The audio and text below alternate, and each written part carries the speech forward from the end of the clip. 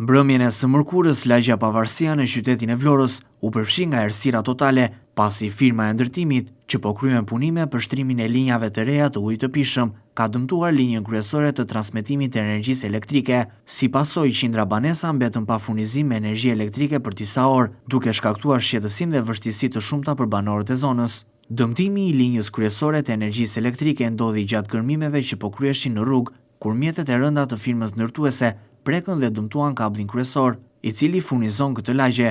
Menjëherë pas incidentit, e gjithë zona u zhyt në terr të plot për 3 orë me radhë, ndërsa për disa banesa energjia elektrike nuk u rikthyet deri në orët e para të mëngjesit të së njëjtës.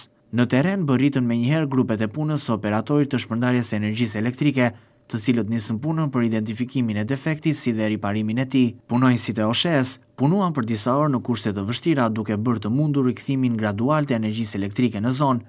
Pamjet që po ndiqnin në ekran, të siguruara nga televizioni 6+1 Vlora, tregojnë momente nga ndërhyrja e ekipeve të OSHE-s, si dhe dëmtimin e rënd të shkaktuar në kablin e energjisë elektrike. Ky nuk është një rast i izoluar. Prej kohësh, firmat e ndërtimit që kryen punime në qytetin e Vlorës janë bërë shkak për dëmtime të përsëritura të rrjetit elektrik, për shkak të punimeve të pakujdesshme ose mungesës së informacionit të saktë mbi shtrirjen e rrjeteve nëntoksore. Edhe kompania që aktualisht po punon për shtrimin e rrjetit të ri të ujësjellësit është përfshirë më herët në incidente të ngjashme, duke dëmtuar linjat e energjisë elektrike edhe në lagje të tjera të qytetit. Për të mos ndodhur më të tilla problematika para nisjes së çdo projekt ndërtimi, duhet të ketë një koordinim më të mirë mes firmave zbatuese si dhe institucioneve përgjegjëse në mënyrë që të shmangen dëmtimet e infrastrukturës ekzistuese.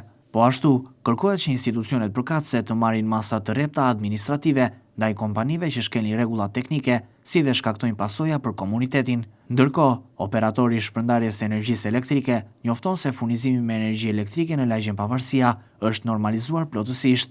Banorët nga ana e tyre kërkojnë më shumë përgjegjësi dhe kujdes në mënyrë që situata të tilla të mos përsëriten në të ardhmen.